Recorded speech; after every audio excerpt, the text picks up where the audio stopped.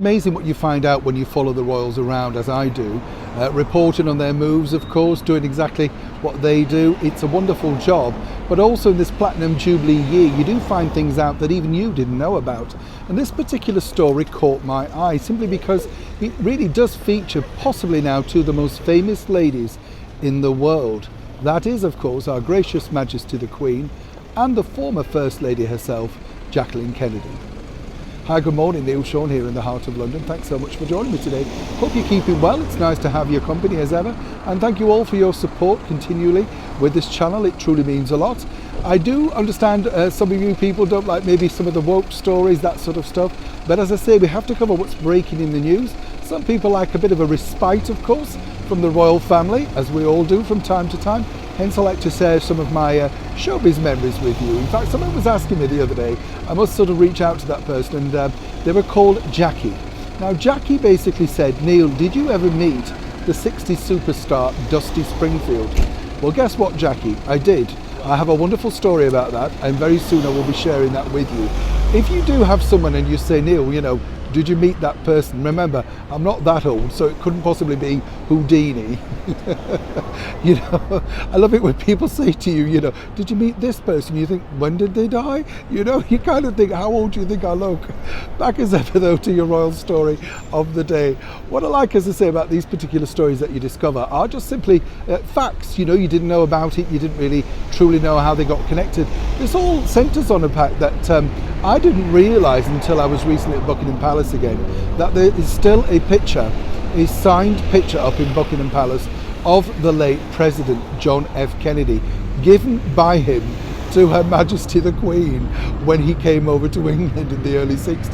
Look how that went down, can you imagine? It's not the sort of thing you would give Our Gracious Majesty the Queen. I'm not quite sure what you would, you know, maybe a soap on a rope, I don't know.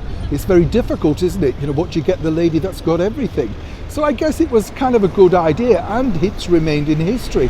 Did you know, though, that of course his wife, Jackie Kennedy, was actually sent over here previously in her job as a reporter way back in 1953 to cover the coronation when she was working for the Washington Times.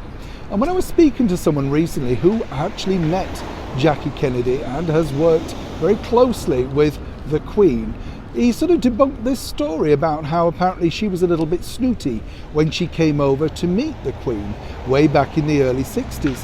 His theory was simply this, that basically, you know, Jackie came over all those years previously as a reporter and really a fan of the British monarchy. Of course, a few years down the line, she returns back to London as the First Lady of the United States. So she wasn't aloof or anything like that. She was simply nervous.